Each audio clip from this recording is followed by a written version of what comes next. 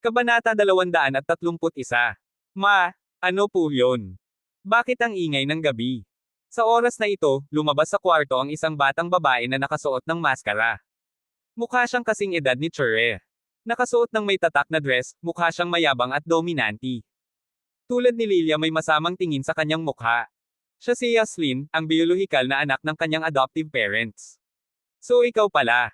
Napatingin si Yaslin kay Chure, napakalungkot.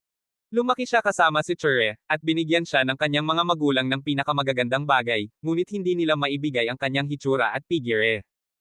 Habang nakatayo siya sa tabi ni Chure, may puwang sa pagitan ng pangit na sisiw ng pato at ng puting sisni. Kaya naman, mula noong bata pa siya, naiinggit na siya kay Chure at hinihiling na sana ay mawala na siya ng tuluyan. Nang makita niyang hinihila ni Lito si Chure, agad siyang ngumisi at sinabi sa kakaibang tono, "Chure, nagdala ka ng lalaki pa uwi sa kalagitnaan ng gabi. Buntis ka ba? Napakakoketes mo talaga. Huwag kang magsalita ng walang kwenta." Nagdilim ang mukha ni Chure, at malamig niyang sinabi, "Lito ang pangalan niya, at boyfriend ko siya. Sino bang maniniwala? Sa panahon ngayon, lahat ng lalaki ay naghahanap ng babae hindi para sa libog. Paano ka magiging inosente? Baka nagpalaglag ka na." Matalas ang boses ni Yaslin habang sumisigaw sa pintuan. Nais niyang marinig siya ng lahat ng kanyang mga kapitbahay. Si Chure ay nanginginig sa galit, ngunit hindi siya kasing talas ng dila gaya ni Yaslin. Mabuli lang siya. Sa sandaling ito, si Lito, na kanina pa tahimik, ay biglang ngumiti at sinabi kay Yaslin, "Kaya mas magaling ka sa akin. Hindi mo kailangang humanap ng lalaki, at maaari mong bigyang kasiyahan ang iyong sarili. Anong ibig mong sabihin?" Nang marinig ito, nagbago ang ekspresyon ni Yaslin habang siya ay sumisigaw. Nagkibit balikat si Lito at malamig na sinabi, "Haha, hindi mo ba naiintindihan ang ibig kong sabihin? Doktor ako. Nakikita ko na berde ang mga mata mo, dilaw ang mga mata mo, at puno ng dugo. Halatang sumobra ka na. Sa tingin ko dapat ginamit mo ang iyong mga kamay para masiyahan ang iyong sarili, tama? Kalokohan, huwag mo akong sir-an." Sumili ang gulat sa mga mata ni Yaslin habang galit na sumisigaw. Siya nga ay isang taong may matinding pangangailangan, ngunit wala siyang kasintahan, kaya kailangan niyang gumawa ng paraan upang malutas ang kanyang mga pangangailangan. Ngumisi si Lito at sinabi, "Pinapaalalahanan kita na ang iyong katawan ay nahawahan at naapektuhan ang function ng paghahatid. Hindi ako naniniwala na maaari mong maabot ang 3 daliri na lapad sa ibaba ng pusod." Tumibok ang puso ni Yaslin nang marinig iyon at sinubukan niyang pinindot ang button. Hooray! Napasigaw siya sa sakit at sa sobrang sakit na hindi na siya makatayo. Agad siyang nagpanik. "Haha, kasing sakit ba ng karayom?" Inilagay ni Lito ang kanyang mga kamay sa likod ng may kumpiyansang ekspresyon. Nagsimulang pawisan ang noo ni Yaslin. She said in a panic, "Ano? Anong ibig sabihin nito?" "Ibig sabihin, grabe ang pamamaga ng katawan mo. Kung hindi mo ito ginagamot, hindi ka na magkakaanak sa hinaharap." Mahinahong sagot ni Lito. "Yaslin, anong nangyayari? Nagsasabi ba siya ng totoo?" Tumingin si Lilia sa kanyang anak na may masamang tingin. Nakaramdam lang ng sobrang hiya at takot si Yaslin sa parehong oras. Kung totoo ang sinabi nito at hindi na siya magkakababy, paano siya makakahanap ng lalaki? Sa pag-iisip nito, namutla ang mukha niya. Nang hindi tinanggal ang maskara, kinuha niya ang susi at nagtungo sa ospital. Sa sandaling ito, ang umampon kay Chure, si Unituju, ay bumalik mula sa labas ng pinto. Medyo nagulat siya nang may nakita siyang estranghero. Lalo na nang tumingin siya kay Chure, may kislap na guilt sa kanyang mga mata. "Dad, bakit mo ipinangako sa maliit na punk na iyon, yellow hair, na ipakasal ako sa kanya? Marriage is my own business. You are not qualified to make the decision for me."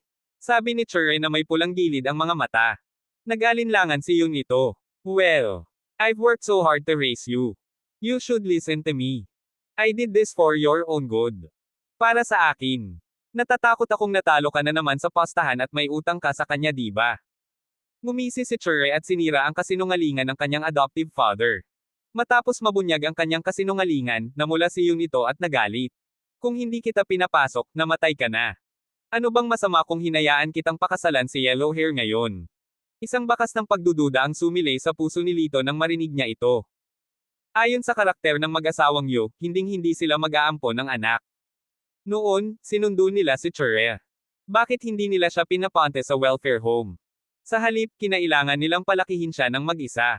Dapat may mali. Maya-maya lang ay may pumasok na ibang grupo mula sa labas ng pinto. Ang pinuno ay ang basang dilaw na buhok na may mga benda sa kanyang mga braso, na sinundan ng 4 na lalaki. You, get over here. Hindi mo ba ikakasal sa akin si Chure? Paano siya magiging mabait sa isang gigolo? Sinipa ni Yellow Hair ang pinto at agresibong pumasok. Little Bastos, nandito ka rin pala. Pagkapasok niya sa pinto, nakita niya si Lito. Sa sobrang galit niya ay gusto niya itong saksakin hanggang mamatay. Pinaikit ni Lito ang kanyang mga mata at malamig na sinabi, sabihin mo iyan. Tumingin si Yellow Hair kay Lito at pakiramdam niya ay nahulog siya sa isang ice cellar. Hindi niya maiwasang manginig. Nang maisip niya ang kanyang kakayahan, lalo siyang natakot. If you let me say it, then I'll say it. Saka hindi ba mawawala ng mukha ang Yellow Hair ko? Umiling siya at nagsisi. Kung alam niya lang na nandito ang lalaking ito, mas marami pa siyang dadalhin. You need to flattered, brother Yellow Hair. Please give us a few more days. Kukumbinsihin ko si Chure. Dad, imposibleng mapang-asawa ko ang munting punk na ito. I'll marry if I want ta. Inilibot ni Chure ang kanyang mga mata at galit na sinabi. Napakunot noo si Yellow Hair kay Chure at nakangiting sinabi, okay lang kung ayaw mong magpakasal. May utang sa akin ang tatay mo. Pagkabayad mo ng pera, aalis ako agad. Kumunat ang noo ni Chure. Magkano ito? 800,000. Nilero ni Yellow Hair ang kutsilyo sa kamay niya. Nang marinig ito, nanlaki ang mga mata ni Yun ito at sinabing, ano? 800,000. Nanghiram lang ako ng 200,000. Bakit ako magbabayad ng malaki? Mabangis ang mga mata ni Yellow Hair, at sinipa niya ito. Na-delay ka ng 3 buwan. May 800,000 ka sa kabuuan. Wala lang. Ang ibang mga lalaki ay humakbang pasulong at sinipa si Yun ito ng ilang beses, kaya napasigaw siya na parang matandang aso. Maya-maya, may nabali at dumudugo ang kanyang ulo. Tumigil ka sa pakikipag-away. Sumigaw si Lilia, ngunit hindi siya naglakas loob na pigilan siya. Umiyak lang siya nang umiyak sa gilid. Mga bastos, ang ingay nyo. Diretsyong itinaas ni Yellow Hair ang kamay at sinampal siya ng ilang beses na nagpadugo sa gilid ng bibig niya. Nang makita ang eksenang ito, bahagyang nanginig ang katawan ni Chure, at ang kanyang mga labi ay mapatla. Sa kabaligtaran, si Lito ay nakaramdam ng labis na kasiyahan. Matagal na siyang hindi masaya sa 2 taong ito. Ang dilaw na buhok na ito ay maaaring ituring na may nagawang mabuti. Naaawa ka ba sa kanila? Ibinaba niya ang kanyang ulo at mahinang tinanong si Chure. Bahagyang nagdilim ang kanyang mga mata, at umiling. Iba naman. Sila mismo ang nagdala, pero hindi ko alam kung sobrang cold-blooded na panoorin ang pagpapalaki nila sa akin. Sa pagtingin sa kanyang magkasalungat na ekspresyon, tumango si Lito. Sige, naiintindihan ko. Pagkatapos, tumingin siya kay Yellow Hair at sa iba pa at sumigaw, tumigil ka, babayaran kita. Ano? Noong una, gulat na sigaw ng lalaking dilaw ang buhok. Pagkatapos, ibinuko ni na Yun ito at Lilia ang kanilang mga bibig at mukhang nagulat, hinala na mali ang kanilang narinig. Nang matauhan siya, mukhang masaya si Yun ito at masayang sinabi, talaga. Haha, huwag kang masyadong maaga magsaya. Ngumisi si Lito at tumingin sa mag-asawa ng may panghahamak. May mga kondisyon ako. Babayaran kita, ngunit simula ngayon, putulin mo na si Chure ang relasyon ng mag-ama, at hindi na siya makikipag-ugnayan sa pamilya mo. Sige, promise ko sa'yo, basta babayaran mo ako. Walang pag-aalinlangan na tumango si Yun ito. Nang makita ito ni Chure, ang sulok ng kanyang bibig ay nakataas na may pagngisi, at ang kanyang mga mata ay puno ng kalungkutan. Hawakan mo. Sa oras na ito, may kislap ng katalinuhan sa mga mata ni Lilia, at sinabi niya sa matinis na boses, si Chure ay pinalaki namin ng may matinding pagsisikap. Nagbayad kami ng higit sa 800,000. Hindi sapat ang 800,000. Magkano sa tingin mo ang angkop?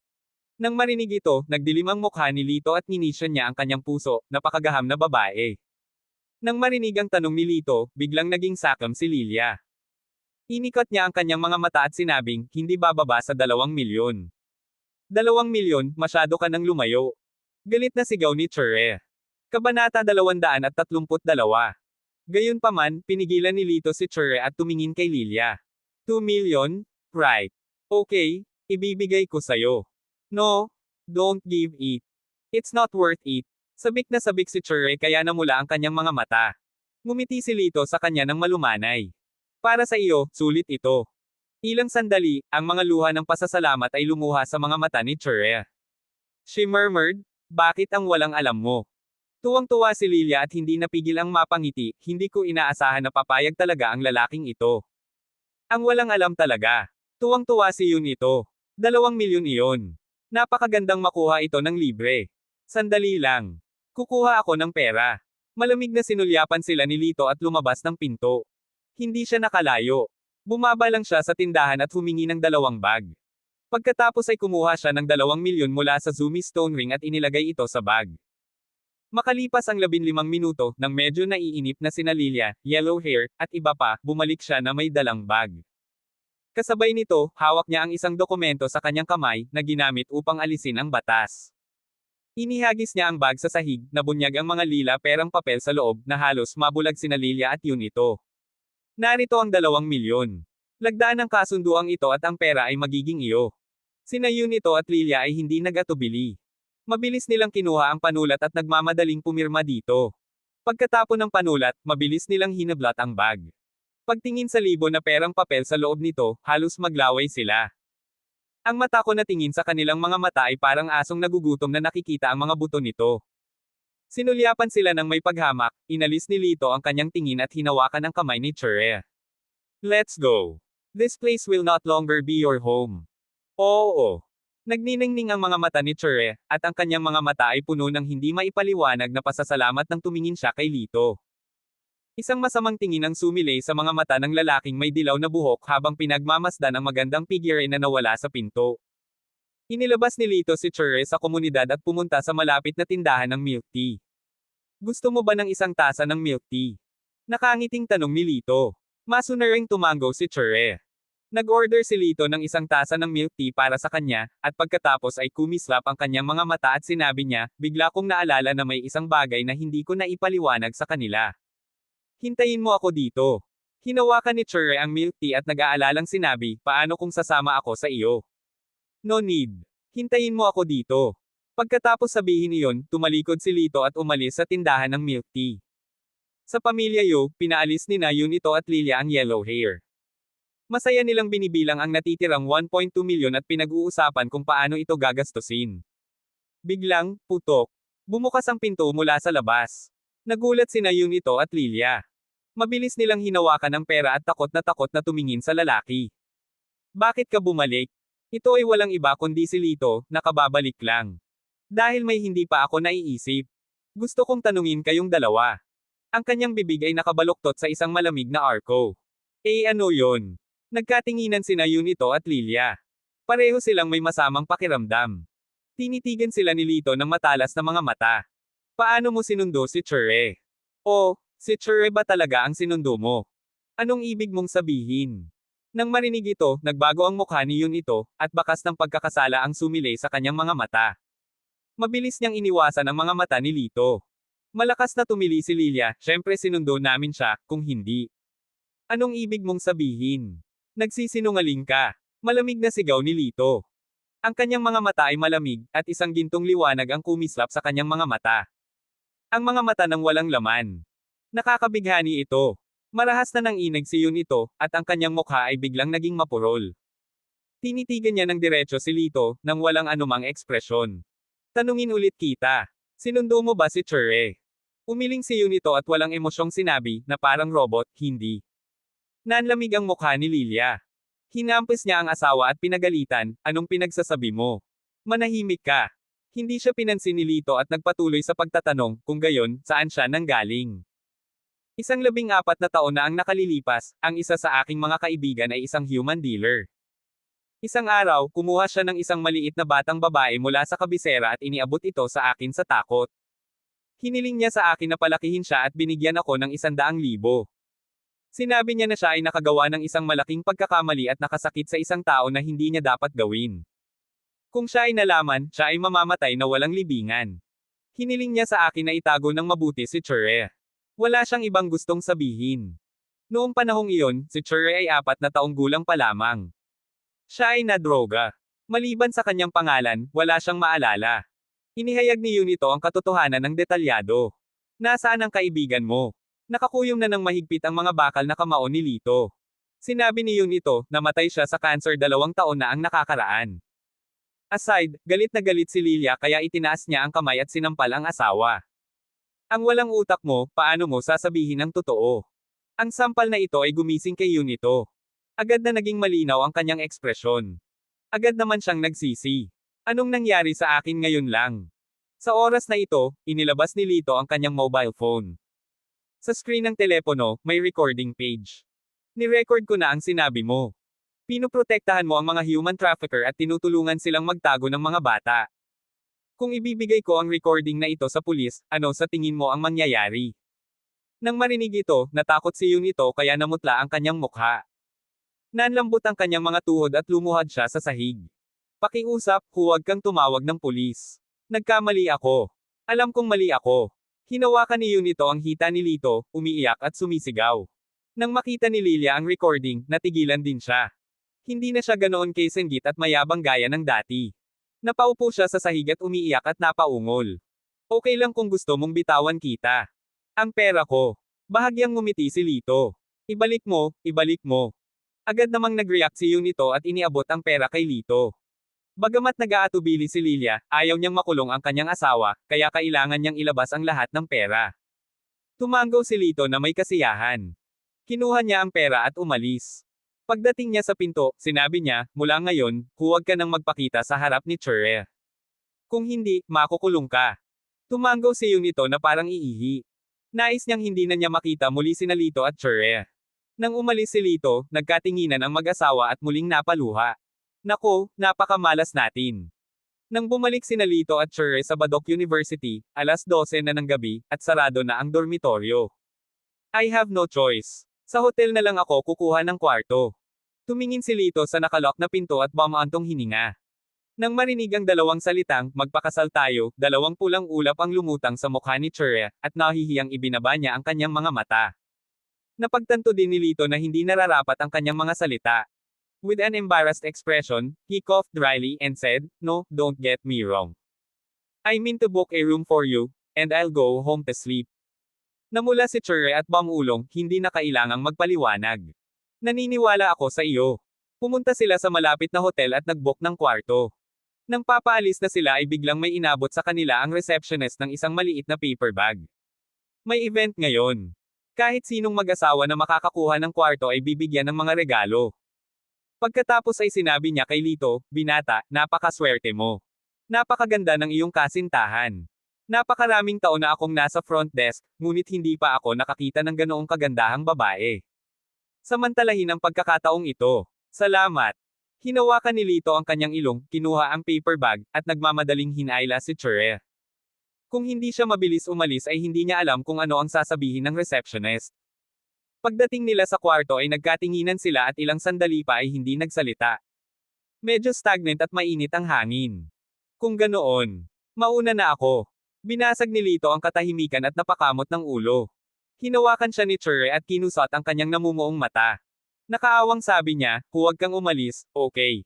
Kabanata 233.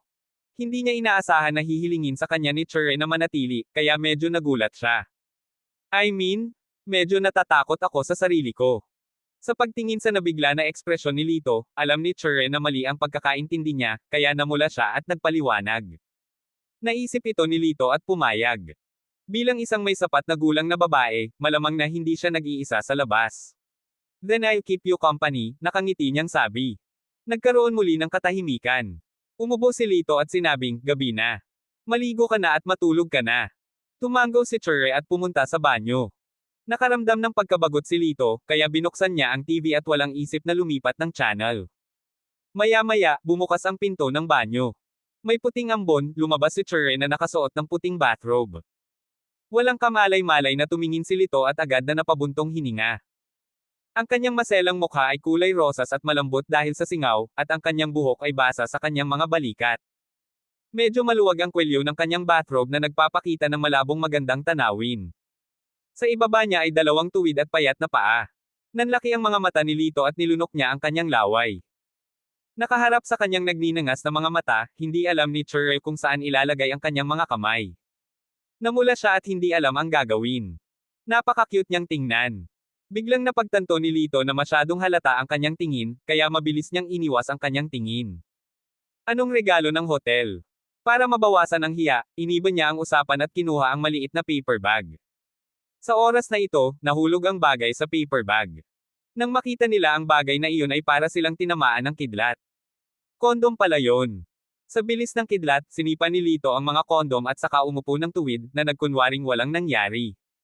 Sa pagtingin sa kanya, hindi mapigilan ni Chure na matawa.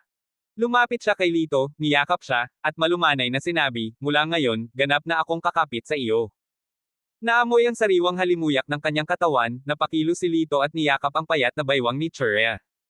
Ito ay isang karangalan. Nakangiting sabi niya saka sila naghalikan ng masuyo. Pagkatapos noon, hindi na tumuloy pa si Lito. Napakabata pa ni Chure, at medyo kinakabahan pa rin siya sa matalik na pakikipag-ugnayan sa pagitan ng mga lalaki at babae. Hindi siya pinilit ni Lito. Naniniwala siya na kapag ang kanilang relasyon ay umabot sa isang tiyak na antas, ang mga bagay na ito ay natural na darating. Katulad noong gabi kung kailan nadroga si Chure, niyakap siya ni Lito sa pamamagitan ng kubrekama at sabay silang nakatulog. Ang sumunod na araw ay ang katapusan ng linggo. Isang araw, nakalib si Lito, at hindi na kailangang dumalo si Chure sa mga klase. Nakahanda na silang dalawa sa pamimili. Nais ni Chure na bumalik sa paaralan upang makakuha ng isang bagay, at sinamahan siya ni Lito sa paglalakad pabalik sa paaralan. Habang naghihintay siya sa paanan ng gusali ng dormitoryo, isang pulang mamahaling sasakyan ang umungal, at sadyang nag-iwan ng napakagandang buntot sa harap ni Lito. Bumukas ang pinto ng sasakyan. Ang taong bumaba sa sasakyan ay si Rubenye. Tapos may dumaan pang dalawang sasakyan. Ang isa ay isang luxury car at ang isa ay isang mas mamahaling sasakyan. Bagamat may kaunting agwat sa pagitan nila mas mahal pa rin kay Ruben, pareho silang mga mamahaling sasakyan. Isang nakaistilong binata ang bumaba mula sa sasakyan. Halata namang galing siya sa mayamang pamilya. Bakit ka nandito? Malamig na tiningnan ni Ruben si Lito at agresibong naglakad. Walang humpay na sagot ni Lito, para kunin ang aking kasintahan. Anong problema? Itinaas ni Ruben ang kanyang kilay at sinabing hindi maganda, girlfriend. Si Chure ba ang pinagsasabi mo? So paano kung siya yon? Tumaas din ang kilay ni Lito. Nagdilim ang mukha ni Ruben at malamig na sinabi niya, hindi mo ba alam na hinahabol ko si Chure? Kaya makikipagkumpetensya ka sa akin. Bahagyang ngumiti si Lito. Hindi na kailangan pang agawin ko sayo. Girlfriend ko na siya. Paf! Nang marinig ito, ang dalawang anak ng mayayamang pamilya na kasama ni Ruben ay nagtawanan. Tiningnan nila si Lito nang may panghahamak. Ang isa sa kanila ay matangkad, payat, at mahaba ang mukha. Ang kanyang pangalan ay Zangulo, at ang kanyang pamilya ay nagmamay-ari ng isang chain hotel. Tiningnan niya si Lito ng masama at sinabing, maging si Ruben ay nabigo na maabyutin si Beauty Chure. Paano siya mai-inlove sa iyo? Huwag kang magyabang. Tama. Not to mention the campus belle Chure, kahit isang ordinaryong babae ay minamaliit ang isang taunan na tulad mo, na nakasuot ng murang damit. Ngumisi naman ang isa pang medyo matabang bata. Ang kanyang pangalan ay Wagayway. Ang kanyang pamilya ay nagmamaneho ng isang lungsod ng kotse, at ang kanyang mga asset ay maaaring may rank sa nangungunang 100 sa Badoc City. Para sa mga taong tulad ni Lito, hindi man lang siya nag-abalang tingnan sila. Hindi mapakali si Lito sa mga snob na ito, kaya hindi siya tumugon. Sa sandaling ito, lumabas si Chure sa gusali ng dormitoryo kasama ang dalawang babae. Parehong napakaganda ng dalawang babae. Ang isa ay may mahabang kulot na buhok at may mabilog na figure. Ang isa naman ay mahaba at balingkinita ng mga binti at maganda ang pananamit. Gayunpaman ang kanilang ugali ay hindi maikukumpara kay Chure. Kapag magkasama silang tatlo, makikita ng sinuman si Chure, na natural na pumunta sa pag-ukit. Napatingin si Wagayway kay Lito at nginisyan. Hehe, andito na ang campus belle Chure. Malapit nang mag-expose ang batang ito. Tingnan natin kung paano niya ipagpatuloy ang pagpapalabas. Si Ruben ay nasa sabik na. Itinuon niya ang atensyon kay Chure at mabilis na lumapit sa kanya. Chure, sa wakas ay payag ka na makita ako. Sa ilalim ng tingin ng lahat, ngumiti lang si Chure sa kanya at saka dumiretso kay Lito. Hayaan mong ipakilala ko siya sa iyo. Boyfriend ko ito, si Lito. Sumandal siya kay Lito at ngumiti sa dalawang babae. Ano? Gulat na gulat ang tatlong lalaki at dalawang babae. Sa kanila, hinailan ng babaeng may kulot na buhok na nagngangalang Maynard tong si Chure at Bong Ulong, sister, nagbibiro ka ba? Mukhang walang gaanong pera ang batang ito. Bakit mo siya kasama? Ang isa pang mahabang paa na si Wenwen Yin ay sumiksik din at Bong Ulong, tama. Ikaw ang campus belle ng ating Badok University. Isang young master lang na tulad ni Ruben ang karapat-dapat para sa iyo. Bagamat mukhang mabait ang batang iyon, masyadong malaki ang pagitan nila ni young master Ruben. Kailangan mong mag-isip ng 2 beses. Sa pakikinig sa payo ng dalawang kasama sa kwarto, nakaramdam ng kaunting kawalan si Chrea. Bakit gusto mong humanap ng boyfriend para makita kung may pera siya? Ang mahalaga ay magustuhan mo siya. Masyado kang walang muwang at walang utak. Bibigyan kita ng mga benepisyo, at may in love ka sa kanya. Nanghihinayang umiling si Maynard. Sinabi ni Wenwen, "Sister, huwag mong hayaang samantalahin kanya. Humanap ka ng dahilan para makipaghiwalay sa kanya sa loob ng ilang araw." Kinagat ni Chure ang kanyang mga labi at sinabing, "Salamat sa iyong kabaitan, ngunit ayaw kong mahiwalay sa kanya." Nagkatinginan sina Maynard at Wenwen. Pareho silang napabuntong hininga at umiling. Tila nahulog ang babaeng ito. Si Lito, na nasa hindi kalayuan, ay natural na narinig ang kanilang pag-uusap ng napakalinaw. Hindi niya maiwasang mapabuntong hininga. Nako, ilang babae na ba ang naiwan sa mundong ito nang walang pera? Ang nagpasaya sa kanya ay si Chure ang isa sa mga pangunahing dahilan. Pakiramdam niya ay napakaswerte niyang nakilala siya. Sa isang tabi, si Ruben ay nagngangalit na sa galit. Gayunpaman, dahil sa presensya ng napakaraming tao, hindi siya nawala ng galit. Chure, pag-isipan mong mabuti. Paano magiging karapat-dapat sa iyo ang lalaki na ito? Sabi niya kay Chure na may galit sa kanyang mga mata. Kumunat ang noo ni Chure at medyo nagalit. Ruben, mangyaring magsalita ng may paggalang, o hindi mo na ako kailangang kausapin sa hinaharap. Ikaw. Nanlaki ang mga mata ni Ruben at naikuyom niya ang kanyang mga kamao ng napakahigpit na pumiyok. Gayunpaman, sa paghusga mula sa matatag na ugali ni Chure, natakot siya na talagang inisin siya nito, kaya kailangan niyang pigilan ang kanyang galit. Sa wakas ay nakabawi sina Zanggulo at Wagayway mula sa kanilang pagkagulat. Hindi nila inaasahan na talagang hindi nagyayabang ang lalaking ito. Talagang girlfriend niya si Chure. Isa talagang bulaklak na nakaipit sa dumi ng baka. Ngumuso si Wagayway. Sinulyapan siya ni Lito ng malamig na sulyap at malamig na sinabi, "Sabihin mo iyan ulit." Kabanata 234. Boy, tinatakot mo ba ako? Alam mo ba kung sino ang tatay ko? Ang pamilya ko ang may-ari ng Car City. Puno ng pagmamataas ang mukha ni Wagayway habang tinatapik ang mukha ni Lito gamit ang kanyang kamay. Karaniwan, hanggat kumilos ang kanyang ama, lahat ay kukuha ng inisyatiba upang magbigay daan at hayaan siyang i-bully sila. Gayunpaman, sa susunod na segundo, nahuli ang kanyang palso. Basag. Sa nakakatakot na tunog ng mga bitek ng buto, nakaramdam ng matinding sakit si Wagayway at agad na sumigaw na parang baboy na kinakatay. Siya ay 1.8 metro ang taas at may timbang na 180 kilo. Ang kanyang lakas ay hindi mahina, ngunit kakaiba, gaano man siya kahirap magpumiglas, ang mga kamay ni Lito ay kasing tibay ng bakal na panghigpit. Masakit. Sobrang sakit. Hayaan mo na.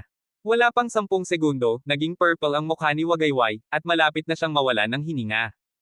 Bitawan mo siya. Nagdilim ang mukha ni Zanggulo, at sumigaw siya. Sa isang tabi, si Maynard ay nagmamadaling sinubukan siyang hikayatin. Nako, magkaibigan tayong lahat. Huwag mo siyang patulan. Sister, sabihan mo yang boyfriend mo. Gayunpaman, si Chure ay nanatiling hindi natinag.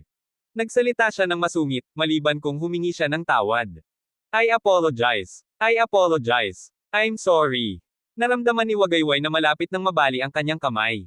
Sa sobrang sakit ay pawis na pawis siya at humingi ng awa. Gusto ni Lito na mabali ang kanyang kamay, ngunit lahat sila ay mga kaklase ni Chure. Kung nasaktan siya, natatakot siya na madala niya si Chure sa gulo. Ngumuso siya at binitawan siya. Para bang nabigyan siya ng amnestia, mabilis na nagtago si Wagayway sa likod ni Ruben at ng iba pa, hinimas ang kanyang masakit na palso. Anak, kailangan kong sabihin, ako, si Ruben Ye, ay hindi pa nakakita ng taong kasing yabang mo sa buong buhay ko. Tinitigan ni Ruben si Lito na may malamig na kislap sa kanyang mga mata. Si Wagayway ay kanyang kapatid. Naglakas loob si Lito na ay bully si Wagayway sa kanyang harapan, nakatumbas ng pagsampal sa mukha ni Ruben. Ngumiti si Lito at hindi tinanggap ang kanyang mga salita bilang banta. Iyon ay maaari lamang mga hulugan na ikaw ay masyadong walang karanasan. Ikaw. Muli, siya ay hinarang ni Lito, at ang kamao ni Ruben ay halos maidiin sa saksakan.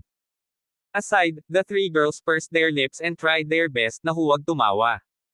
Alright, we're all friends. Stop arguing. Young Master Ruben, di ba sabi mo dadalhin mo kami sa ilang resort? Si Maynard ay masigla at mapagbigay, kaya lumabas siya upang ayusin ang mga bagay-bagay. Kaharap ang napakagandang babae, gaano man kagalit si Ruben, kailangan niyang pigilan ito pansamantala. Oo, may bagong bukas na resort sa suburbs. Isa daw itong 5-star villa na may stable at hot spring sa loob. Gusto kitang yayain na magsaya. Nang marinig ito, labis na nagulat sina Maynard at Wenwen at sabay na nagtanong, talaga? Tuwang-tuwang sabi ni Maynard, noon pa man ay gusto ko nang sumakay ng kabayo, ngunit narinig ko na ito ay mahal at hindi ko ito matiis. Hindi napigilan ni Wenwen na tumango, at puno ng pananabik ang kanyang mukha. Oo, may hot spring. Nabalitaan ko na ang pagbababad sa hot spring ay magpapaganda at magpapayat. Sure, ikaw naman.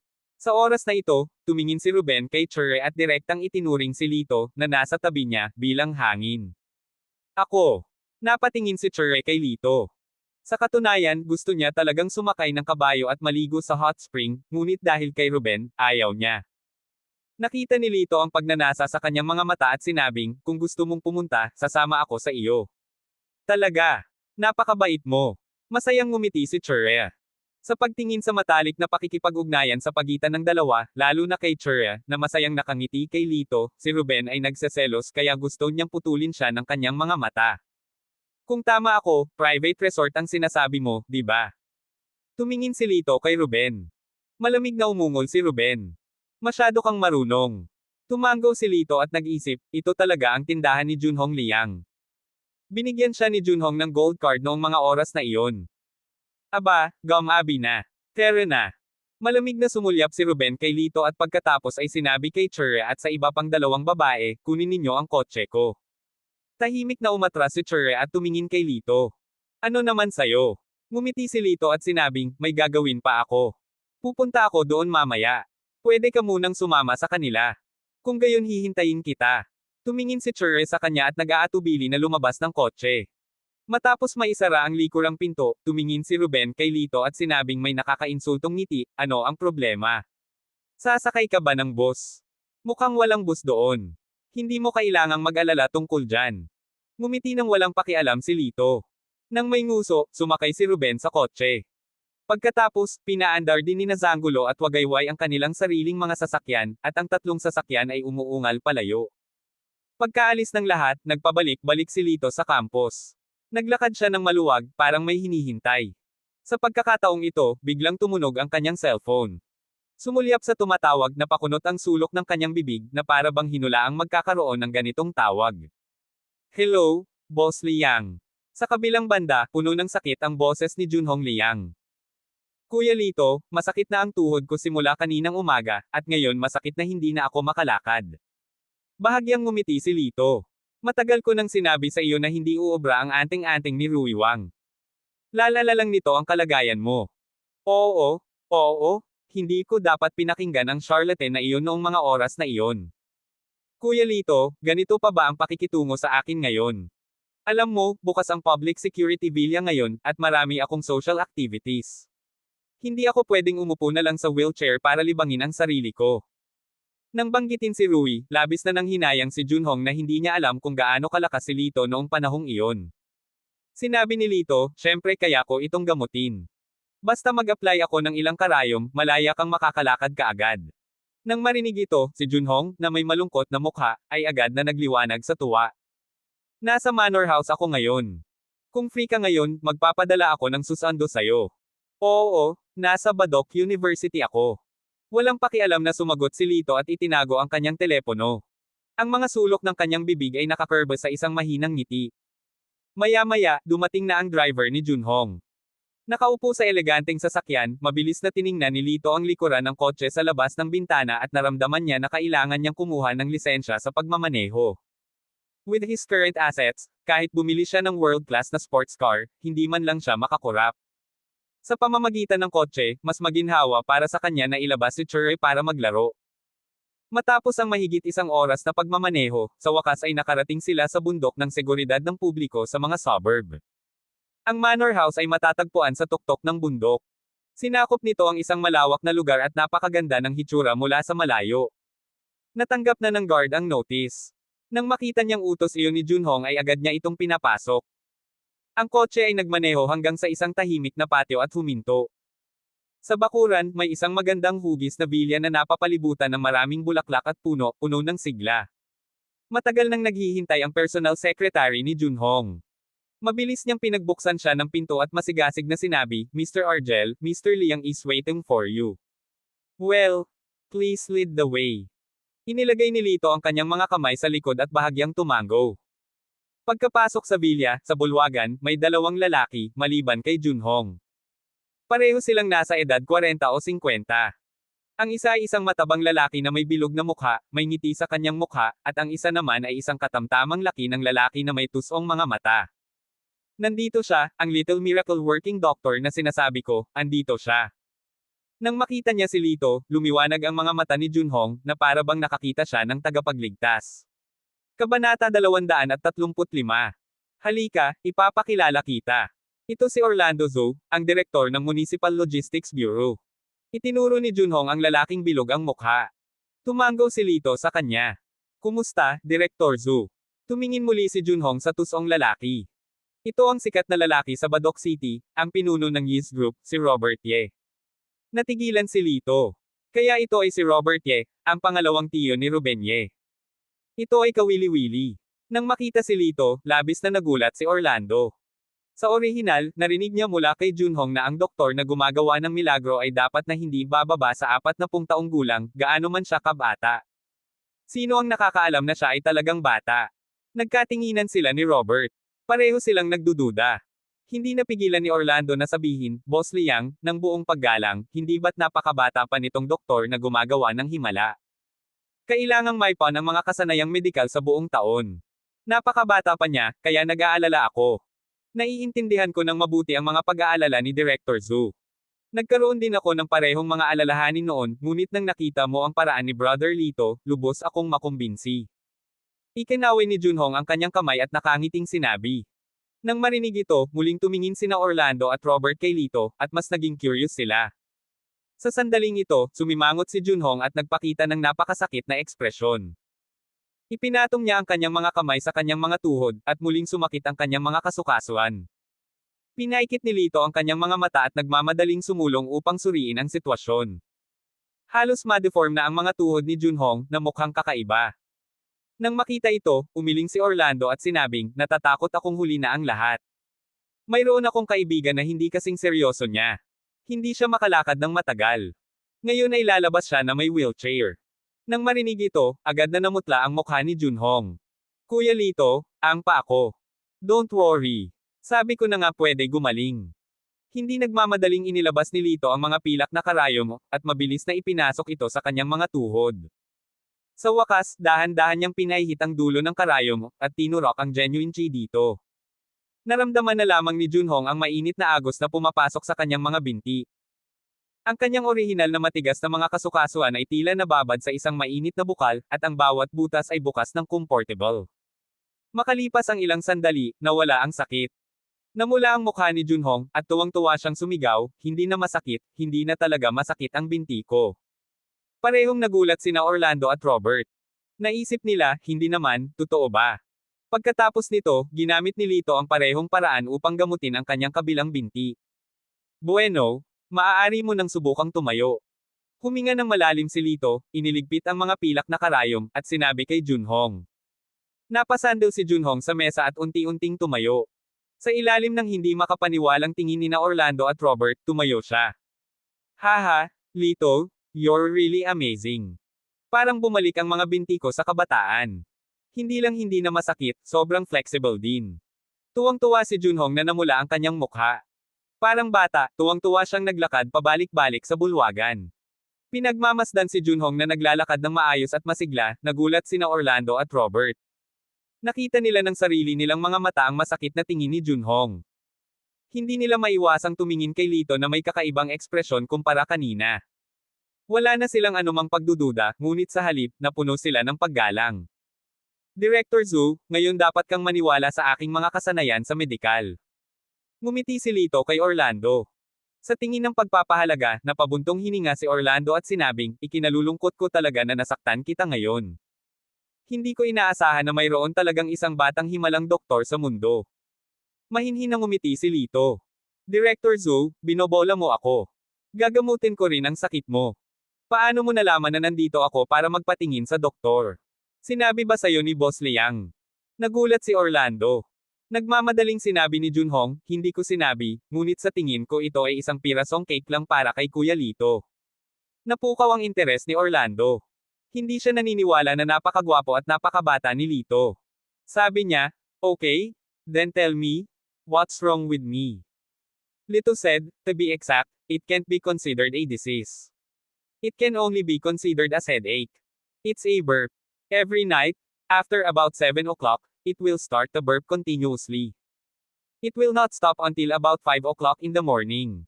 Araw-araw, natatakot ako na isang taon na. Ang mga salita ni Lito ay parang kulog na ikinagulat ni Orlando at napabuka ang kanyang bibig. Pagkaraan ng mahabang panahon, sa wakas ay natauhan siya at bumantong hininga mula sa kaibuturan ng kanyang puso, oh, God. Siya talaga ang Diyos.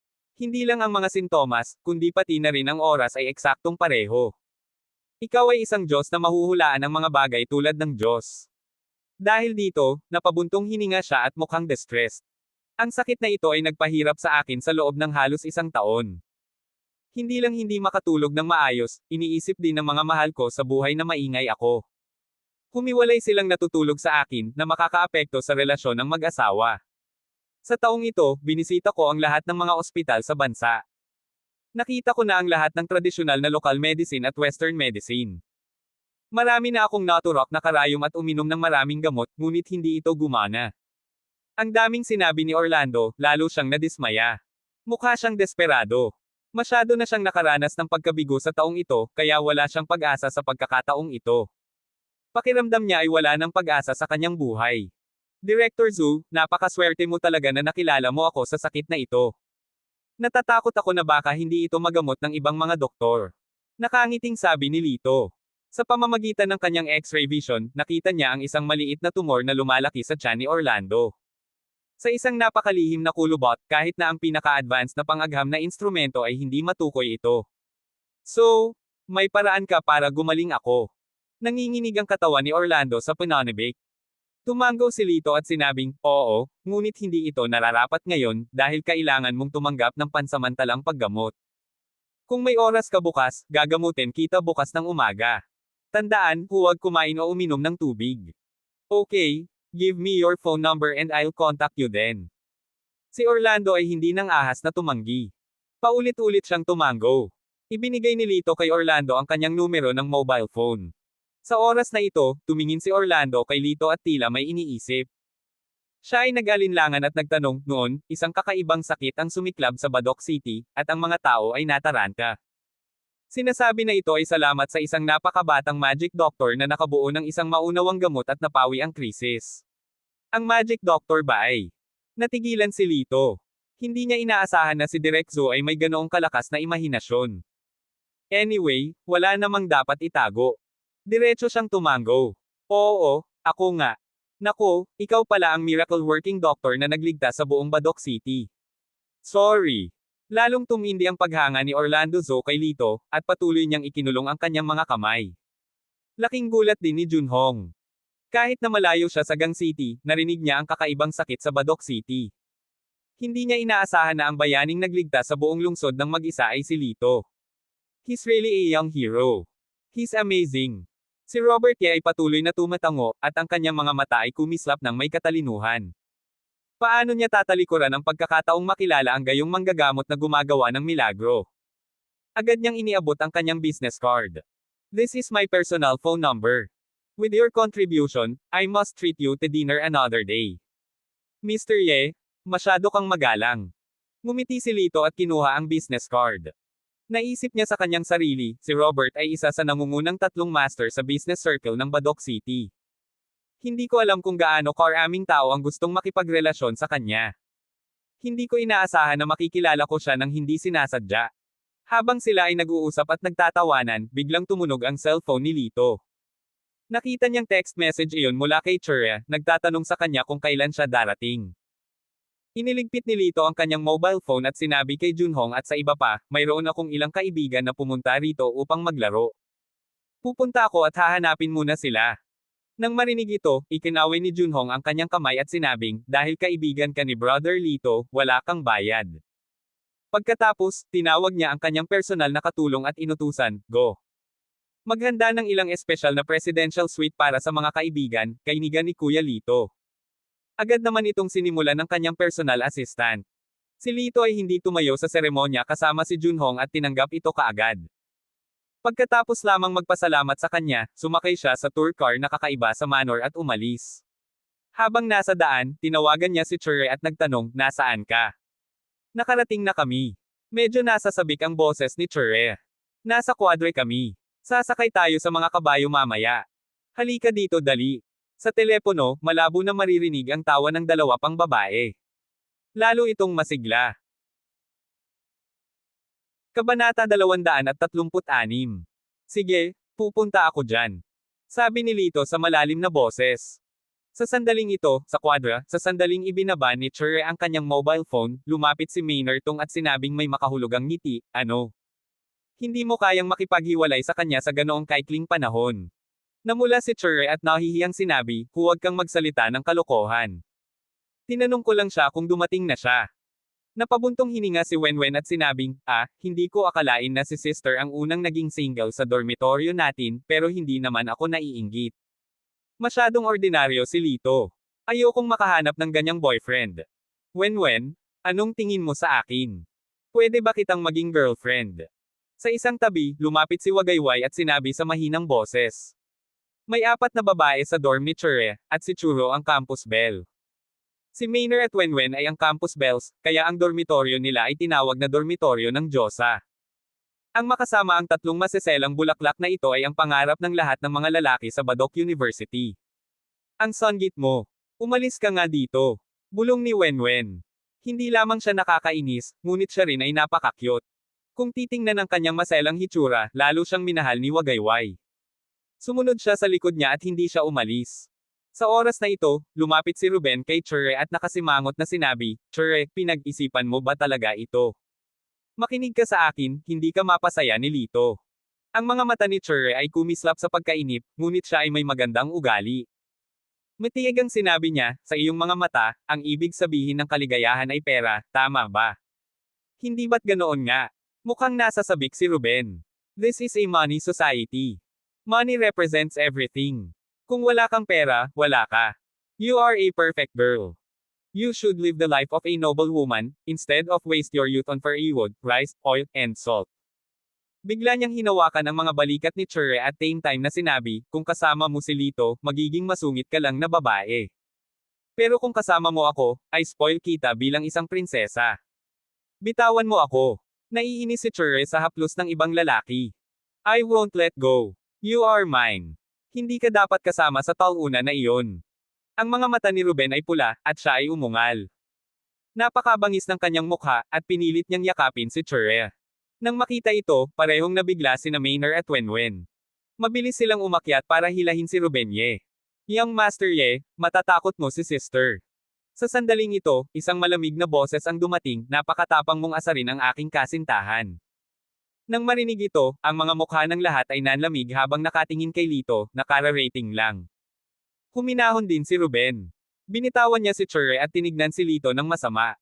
Ninatngat niya ang kanyang mga ngipin at sinabing, gusto kong makipagkompetensya sa iyo. Lito. Namumula ang mga mata ni Chure. Lumapit siya kay Lito at humihikbi ng malungkot. Nang maramdaman ang panginginig ng kanyang katawan, nagdilim ang mukha ni Lito. Malamig siyang tumingin kay Ruben at sinabing, kung gusto mong makipagkompetensya sa akin, natatakot akong hindi ka karapat-dapat. Galit na sinabi ni Wagayway, masyado kang mayabang. Hindi ako naniniwala na hindi mo kilala ang Ye family. Kung gusto ka nilang year-okon hanggang mamatay, natatakot ako na mas madali ito kaysa sa pagdurog ng langgam. Ngumisi din si Zanggulo. I have to say that those who don't know are fearless. Kung humingi ka ng tawad kay Child Ye ngayon, baka pakawalan ka na niya. Napatingin si Lito sa dalawa at malamig na ngumiti. Hindi pa nagsasalita ang amo, pero kayong dalawang aso ay masayang tumatahol. Anong sabi mo? Sabihin mo ulit. Nang marinig ni Wagayway at Zanggulo na sila ay pinagalitan, agad silang nagalit. Nang sila ay maghayganti, biglang sinabi ni Ruben, huwag kitang makialam. Tumingin siya kay Lito at buong pagmamalaki na itinuro ito. Marunong ka bang sumakay ng kabayo? Gusto kitang kalabanan. Kung sino ang manalo ay makakasama si Chure. Nagkibit balikat si Lito. Hindi trepeo si Chure. Wala kang desisyon kung sino ang kasama niya, pero tinaas niya ang gilid ng bibig niya at nagpakita ng isang masamang ngiti. Dahil gusto mong makipagkompetensya, wala akong pakialam na ipaalam sa iyo ang katotohanan. Kung ganoon, pumayag ka. Sige, kunin mo ang kabayo. Isang masamang tingin ang bumungad sa mga mata ni Ruben. Hindi nagtagal, dinala ang dalawang kabayo. Ang kabayo ay isang malakas na puting kabayo para kay Ruben. Ito ay malinaw na isang mamahaling kabayo sa karera. Ang kabayo ni Lito ay isang matingkad na pula na may kintab na balahibo. Medyo maganda ang hitsura nito. Lito, hindi ko inaasahan na makakasakay ka ng kabayo. Medyo nagulat si Chure. Napakamot ng buhok si Lito at sinabing may mapait na ngiti, sabi ko first time kung sumakay ng kabayo. Naniniwala ka ba sa akin? Ano? Napasigaw si Maynard, nagbibiro ka ba? Napakadelikadong sumakay ng kabayo. Kapag hindi sinasadyang mahulog, mababali ang leeg mo. Huwag kang magulo. Mabilis ding tumango si Wenwen. Oo, at worst, hindi ako papayag sa kompetisyon niyang Master Ruben. Hindi mo kailangang pilitin ang sarili mo. Bagamat ang dalawang babae ay hindi gaanong nasisiyahan kay Lito noon, sila ay labis na naantig sa mga salita ni Lito kanina lamang, si Chure ay hindi isang trepeo, at hindi sa iyo at sa akin ang magpasya kung sino ang kasama niya. Sa makatuwid, nagpasya silang tumayo sa panig ni Lito at hindi suportahan si Ruben. Hindi inakala ni Lito na ang dalawang babaeng ito ay magsasalita para sa kanya. Natigilan siya noong una, ngunit pagkatapos ay ngumiti siya at sinabing, okay lang. Alam ko ang ginagawa ko. Lito, huwag na tayong makipagkompetensya. Wala akong pakialam kung manalo ka o matalo. Gusto ko lang na maging mabuti ka. Namumula ang mga mata ni Chure, at nag-aalala niyang hinaila ang sulok ng kanyang damit. Ngumiti si Lito sa kanya at hinawakan ang kanyang mukha. Good girl, hintayin mo ako dito. Sa pagtingin sa katatagan sa kanyang mga mata, si Chure ay naantig. Tumango lang siya at binitawan ang damit nito. Hindi nagtagal, nagpalit sina Lito at Ruben ng kanilang mga damit na nakasakay at pumunta sa panimulang linya. Ang mga patakaran ng kompetisyon ay napakasimple. Ang unang bumalik ay ang nanalo. Sa isang sipol, opisyal na nagsimula ang kompetisyon. Sigaw ni Ruben at kinurot ang tiyan ng kabayo. Ang puting kabayo ay lumipad palabas na parang palaso. Nakasandal siya sa likod ng kabayo, standard ang galaw niya at matikas ang katawan. Para siyang propesyonal na mangangabayo. Ang taong lubos na kaibahan sa kanya ay si Lito. Sumakay siya sa kabayong maron at malayang naglakad-lakad. Paminsan-minsan, nahuhulog siya, mas maluwag kaysa sa mga nagtatali sa palengke. Hahaha. Nang makita ito, tinakpan ni Wagayway at Zanggulo ang kanilang mga tiyan at tumawa ng malakas. Nandito ba ang batang ito para magbiro? Siyang Master Ruben ay isang level 1 horse player. Halatang hindi nakasakay ng kabayo ang batang ito. Ano ang silbi ng pakikipagpaligsahan? Aminin mo na lang ang pagkatalo.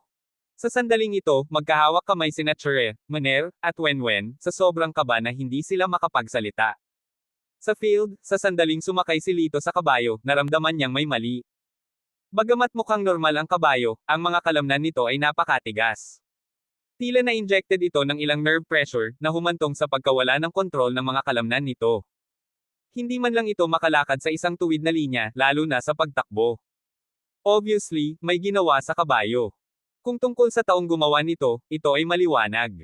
Maya-maya, lumipas ang kalahating minuto. Halos naabot na ni Ruben ang 500 meter long pass. Ang kabayo ni Lito ay sumuray-suray na 50 metro. Sa oras na ito, hindi banggitin sina Wagayway at Zanggulo, maging sina Maynard at Wenwen ay nadama na si Lito ay tiyak na matatalo, at ang kanilang mga mukha ay puno ng pagkabigo. Kabanata 237. Nang makitang malapit na siyang matalo sa kompetisyon, walang bakas ng gulat sa mukha ni Lito. Kung maglakas loob kang paglaruan ako, huwag mo akong sisihin sa pagiging bastos mo. Ang mga sulok ng kanyang bibig ay hubog sa isang walang awa na arco. Sa isang flash ng silver light, lumitaw ang isang silver needle sa kanyang kamay at tumusok sa likod ng kabayo. Sa pagbubuhos ng tunay na chi, ang pulang-pula na kabayo ay biglang nanginag, at ang naninigas na kalamnan nito ay nanambalik ang kanilang kakayahang umangkop. Tumango ito at itinaas ang mga paa sa harapan. Ha! Kinapa niya ang tiyan ng kabayo at tumakbo pasulong. Bukod dito, bago pa makapag-react si Wagayway at ang iba pa, isang anino ang dumaan at nawala si Lito. Hindi pwede. Kinusat ni Wagayway ang kanyang mga mata sa hindi makapaniwala. Ibinuka rin ni Zangulo ang kanyang bibig, tinitigan siya, at umiling. Paano ito posible? Ang bilis na ito ay hindi pang-agham. Sa isang kisap mata, naabot na ni Lito ang 500 meter long obstacle at handa nang bumalik. Halika! Halika! Ang tatlong batang babae, na orihinal na walang sigla, ay nakakita ng isang pagbabago at agad na naging masigla at tumalon-talon. Sa field, lumingon si Ruben at nakita na si Lito ay nagmamadaling sumakay sa kanyang kabayo. Imposible. Ang kanyang mga mata ay lumiit ng husto, at may isang flash ng pagkabigla sa kanyang mga mata. Nauna na niyang binili ang kutsero at tinurok ang kabayo ng pampamanhid na gamot. Paano siya nakatakbo sa sobrang bilis? Pero agad din siyang kumalma. Siya ay higit sa 200 metro sa unahan niya, at malapit na siyang manalo. Hindi na kailangang alalahanin ito. Hanggat nanalo siya sa kompetisyon, si Chure ang magiging babae niya. Sa pag-iisip nito, hinigpitin niya ang hawak at naging mas nakatutok. Gayunpaman, sa sandaling ito, hindi niya napansin na isang sinulid na sutla ang tumusok sa katawan ng kabayo. Biglang huminto ang kanyang kabayo, at ang malaking pagkawalang galaw ay halos ibagsak si Ruben. Bilasan mo, umalis ka. Hayop ka! Kahit anong utos ni Ruben, ang kabayo ay nagbingi-bingihan at patuloy na umiikot sa paligid. Sa sandaling ito, naabutan na sila ni Lito sa kanyang matingkad na pulang kabayo. Young Master Ruben, salamat. Mauna na ako. Ngumisi siya kay Ruben at lumipad patungo sa finish line. Mapahamak. Mapahamak ito. Nang makita si Lito na dumating sa finish line, halos samuka ng dugo si Ruben. Sa sobrang galit niya ay namula ang kanyang mga mata, at gusto niyang mapatay niya ang nakakadismaya na kabayong ito. Amazing! Sister, nanalo talaga siya. Tuwang-tuwa sina Maynard at Wenwen. Mas masaya pa sila kaysa kung nanalo sila sa kompetisyon. Tinakpin ni Chure ang kanyang bibig habang pinagmamasdan si Lito na bumaba sa kabayo at naglalakad palapit sa kanya. Hindi maiwasang maging maluha-luha ang kanyang mga mata. I'm sorry for making you worry. Magiliw nang umiti sa kanya si Lito, binuksan ang kanyang mga braso, at hinawakan siya sa kanyang mga bisig. Napakamot ng ulo si Chure, umiiyak at tumatawa. No, you did a good job. My boyfriend will always be the best. Sina Maynard at Wenwen ay natigilan nang makita nila ang eksenang ito. Sa bukid, nagsimulang magwala ang puting kabayo. Masusuka na si Ruben at patuloy na sumisigaw, tulong. Tulong. Nagmamadaling tumulong ang kutsero, ngunit sinipa siya ng puting kabayo. Mag-ingat ka, Young Master Ruben. Nagmamadaling sumigaw sina Wagayway at Zangulo, dalawang alipors, ngunit walang nang ahas na lumapit. Ah! Sa isang sigaw, nahulog si Ruben mula sa kabayo at nahulog sa lupa. Puno ng putik ang bibig niya at mukhang nahihiya siya. Tumingin si Lito kay Ruben, na bumagsak sa kanyang harapan, at nakangiting sinabi, Young Master Ruben, hindi pa ito Spring Festival. Bakit kailangan mong gumawa ng ganoong malaking saludo? Puff! Sina Chure, Maynard, at Wenwen ay hindi napigil ang matawa. Pulang-pula ang mukha ni Ruben, at sisubog na ang kanyang baga dahil sa galit. Tinitigan niya ng masama si Lito, na gustong putulin siya. Nanalo ako. Sana tuparin mo ang pangako mo at huwag mo nang guluhin si Chure, kung hindi. Isang malamig na liwanag ang bumungad sa mga itim na mata ni Lito. Malamig niyang sabi, siguradong pagsisisihan mo. Sa ilang kadahilanan, naramdaman lamang ni Ruben na ang mga mata ni Lito ay walang katulad na nakakatakot. Parang tinutukan ng baril ang kanyang templo, at nanlamig ang kanyang buong katawan. Sa oras na ito, sumigaw si Wagayway, sa aking palagay, may mali sa kabayo ni Young Master Ruben. Walang kwenta ang laban na ito. Tumanggaw din si Zangulo. Oo, paanong matatalo si Young Master Ruben sa isang taong hindi pa nakakasakay ng kabayo? Inilagay ni Maynard ang kanyang mga kamay sa kanyang baywang at hindi nasisiyahang sinabi, bakit? Nagkaroon din ng problema ang kabayo ni Lito sa simula. Kung siya ang natalo, sasabihin mo pa rin ba iyon? Tama yan. Ngumuso si Wenwen at lalong hinamak sina Wagayway at Zangulo. Gayunpaman, hindi nagpanik si Lito at mahinang ngumiti. Okay, kung iniisip ni Young Master Ruben, makakahanap tayo ng isang tao na susuriin ang dalawang kabayong ito at tingnan kung may mali sa kanila. Nang marinig ito, namutla ang mukha ni Ruben, at isang bakas ng pagkakasala ang sumilay sa kanyang mga mata. Hindi. Hindi na kailangan. Kung nalaman niya na ang kabayo ni Lito ay naturukan ng gamot, saan niya ilalagay ang kanyang mukha? Pagkatapos nito, pumunta si Ruben sa infirmary upang suriin ang kanyang katawan, habang ang iba ay nanatili sa court ng kabayo upang magpatuloy sa paglalaro. Pagkatapos ng nangyari noon, nagkaroon ng mas magandang impresyon sina Maynard at Wenwen kay Lito. Sa halip, hindi nila pinansin sina Wagayway at Zanggulo. Sa makatuwid, itinalaga ni Lito ang kanyang misyon na samahan ang tatlong dilag. Natarante si Maynard, at napasigaw si Maynard, Lito, tulungan mo akong bumangon, mahuhulog ako. Sige. Mapait na ngumiti si Lito at inilagay ang kanyang kamay sa baywang ni Maynard. Nakaramdam ng init, humigpit ang katawan ni Maynard at uminit ang pisngi. Sa sandaling ito, nawala ng balanse si Wenwen at muntik nang mahulog sa kabayo. Nababalisa si Lito at hinawakan ang kanyang payat at puting nyebe na hita. Namula si Wenwen, kinagat ang kanyang matambok na ibabang labi, at hindi nagsalita. Sa isang tabi, tumingin sa kanya sina Wagayway at Zanggulo, at sobrang inggit nila na halos malaglag ang kanilang mga eyeballs. Napakaswerte ng lalaking ito na naglakas loob siyang samantalahin ang mga ito. Kinailangan niya ng maraming pagsisikap para turuan ng mabuti ang dalawang babae, at sa wakas, sinamantalan niya ang pagkakataong makasama si Chure ng mag-isa. Sumakay silang dalawa sa kabayo at tumakbo sa malawak na field ng kabayo, na iniiwan ang paningin ng lahat. Si Chure ay yamakap sa mga bisig ni Lito na parang isang maliit na ibon.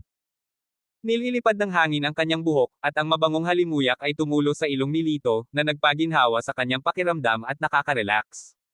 Huminto ang kabayo sa isang mataas na dalesdis at tinatanaw ang malawak na tanawin sa paanan ng bundok. Umihip ang hangin sa kanyang tenga, at tila naglaho ang mundo, silang dalawa lang ang naiwan. Hindi napigilan ni Chure na tumalikod at masuyong halikan si Lito. Nang huminto siya, maluha-luha ang mga mata ni Chure at namumula ang kanyang mukha. Siya ay naging isang pool ng spring water at nahulog sa mga bisig ni Lito. Pagkatapos noon, natapos na ni Ruben ang pagsuri at walang nakitang seryoso, kaya bumalik siya. Sa oras na ito, bumalik sina Lito at Chure sakay ng kabayo. Nang makita niya ang pamumula ng mukha ni Chure, ang mga mata ni Ruben ay napakadilim, at hindi niya napigilan ang pagkayam ng kanyang mga kamao. Nagpabok na ako ng kwarto. Tara na. Sinulyapan niya ng malamig na tingin si Lito at tumalikod para umalis. Sumakay ang grupo ng mga tao sa isang pamamasyal na kotse patungo sa tirahan. Nang makuha ng lahat ang kanilang room card, gulat na sinabi ni Maynard, Diyos ko, ito ay isang suite ng grade 1.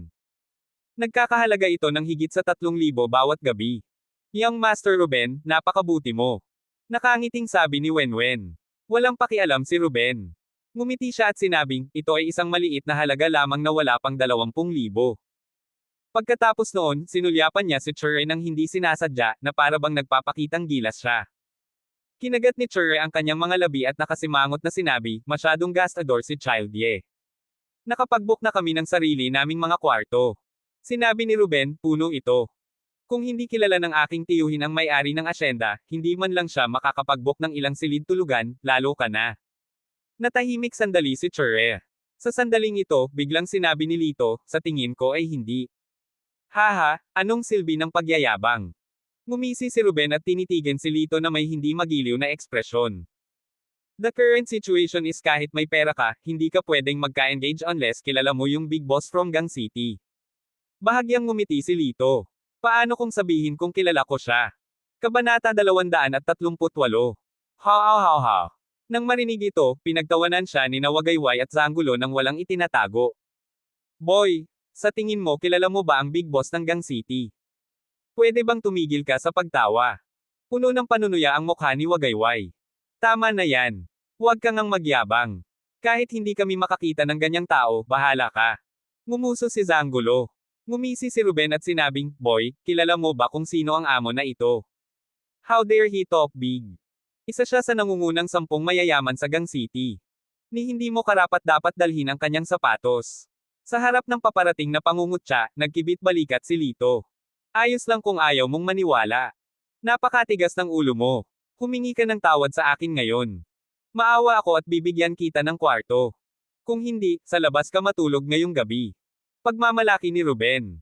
Nakaramdam siya ng sobrang saya sa kanyang puso, sa wakas, may pagkakataon na akong turuan ng leksyon ang lalaking ito.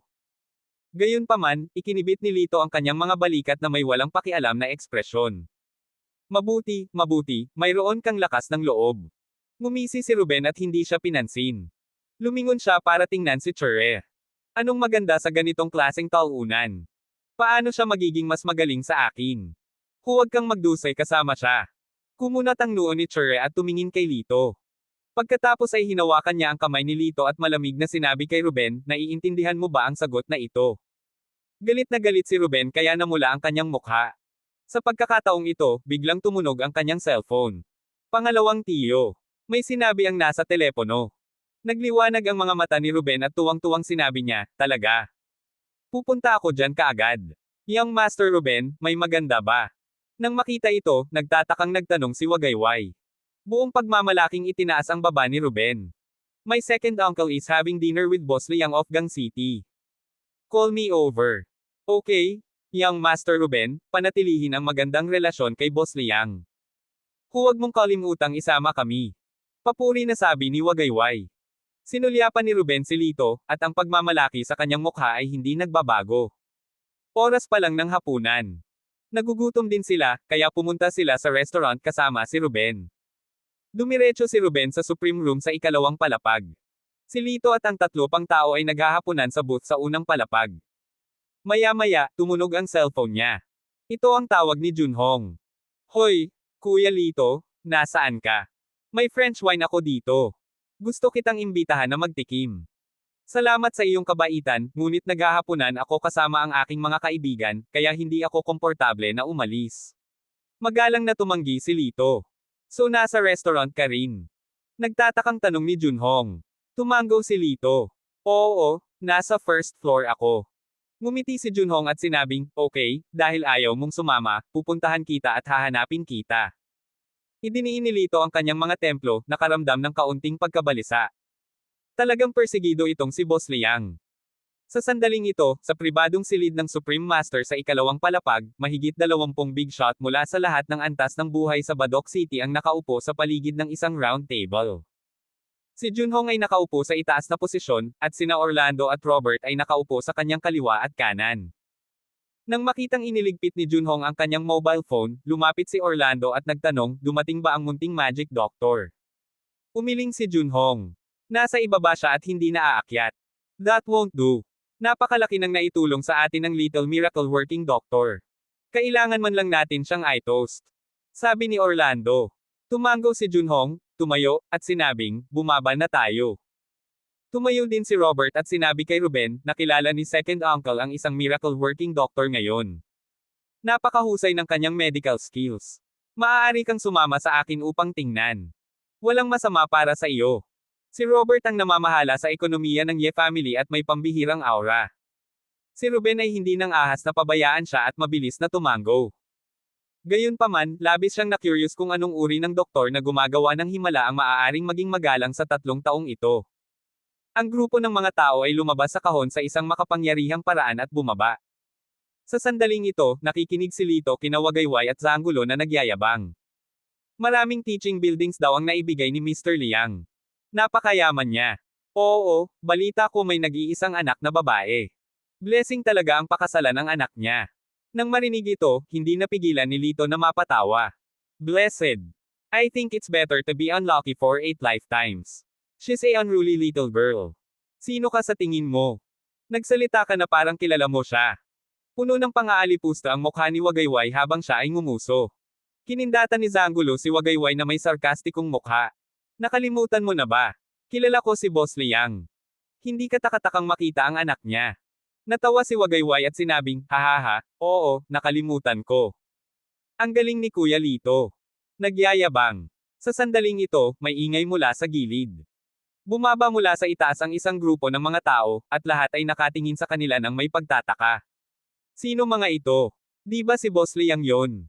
Nakita ko siya sa news. Siya daw si Director Zo ng Transportation Bureau. Nanlaki ang mga mata ni Wagayway at napabulalas. Sumimangot si Zangulo. Papunta sila sa atin. Tuwang-tuwang sinabi ni Wagayway, hindi na kailangang sabihin. Siguradong si Young Master Ye ang loyal at gustong ipakilala tayo kay Boss Liang. Nang marinig ito ni Zangulo, lubos siyang sumang-ayon. Mabilis siyang tumayo kasama si Wagayway, na may malaking ngiti sa kanyang mukha, handang salubungin si Junhong. Gayunpaman, direktang nilagpasan ni Junhong ang 2 tao at lumapit kay Lito. Good boy?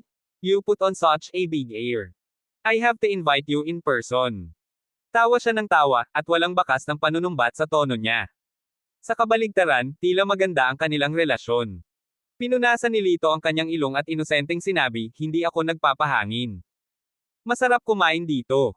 Nang makita ang eksenang ito, sina Ruben, Wagayway, at Zanggulo ay tila tinamaan ng kidlat. Ang kanilang buong katawan ay ipinako sa sahig, at ang kanilang mga bibig ay nakabuka ng sapat upang ipasok ang isang itlog. Ruben, halika rito. Pakilala ko sa iyo. Ito ang miracle working na doktor na nabanggit ko, si Dr. Lito Argel. Sabi ni Robert kay Ruben. Ang mukha ni Ruben ay kasing putla ng kumot. Tiningnan niya si Lito na may mapait na ngiti, ngunit ito ay mas pangit kaysa sa pag-iyak. Lito. Mahusay na doktor si Lito. Ang mga kalamnan sa sulok ng kanyang bibig ay kumikibot ng husto.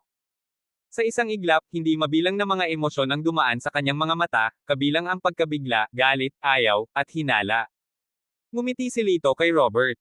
President Ye, hindi na natin kailangang ipakilala. Kilala na namin ang isa't isa. Magkakilala ba kayo? Si Robert ay labis na nagulat, ngunit siya ay napakatalino. Nang makita niyang muli ang ekspresyon ni Ruben, alam niya kung ano ang nangyayari. Ruben, bastos ka ba kay Great Dr. Argel? Galit na sigaw niya. Nanginginig si Ruben, at unti-unting namula ang kanyang mga mata. Second uncle, how could this guy be a miracle working doctor? Isa lang siyang mapagpanggap na talunan. Lahat kayo niloloko niya. Nang marinig ito, si Junhong ang unang hindi pumayag. Galit niyang sabi, how dare you? Ang dakilang Dr. Argel ay parang pangalawang magulang ko. Pinagagalitin mo ako. Nang makitang galit si Junhong, direktang sinampal ni Robert si Ruben sa mukha. Shut up! Natutunan mo na ba ang itinuro ko sa'yo? Napatulala si Wagayway at ang iba pa. Kadalasan, si Ruben ay isang mapagmataas at mayabang na playboy, ngunit ngayon, dahil kay Lito, tinuruan siya ng leksyon na parang apo ng kanyang pangalawang uncle. Lito, maghintay ka. Nakaramdam ng kahihiyan, tinakpan ni Ruben ang kalahati ng kanyang nasusunog na mukha at umalis na galit. Kabanata 239. I'm really sorry. Si Ruben ay spoiled sa kanyang pamilya. Malungkot ang mukha ni Robert habang humihingi siya ng tawad kay Junhong. Ikinaway ni Junhong ang kanyang kamay. Bata lang siya. Kalimutan mo na, pero kailangan talaga siyang turuan ng leksyon. Sa parehong edad, tingnan mo ang ugali ni Kuya Lito. Paulit-ulit na tumango si Robert bilang pagsang-ayon. Bagamat isa siya sa pinakamayamang tao sa Badok City, hindi siya kasing yaman ni Junhong. Marami siyang negosyong pakikitungo sa kanya, kaya hindi siya nang ahas na saktan siya. Kuya Lito, inimbitahan kita ng personal. Sumama ka sa amin at uminom. Ipinatong ni Junhong ang kanyang kamay sa balikat ni Lito na parang kapatid. Sa harap ng gayong kabaitan, hindi na makatanggi si Lito. Sinabi niya kay Chure, hintayin mo ako saglit. Babalik ako kaagad. Sa panunood ni Lito at Junhong na magkasamang umalis, sa wakas ay hindi napigil ang mapabulalas ni Maynard at Wenwen.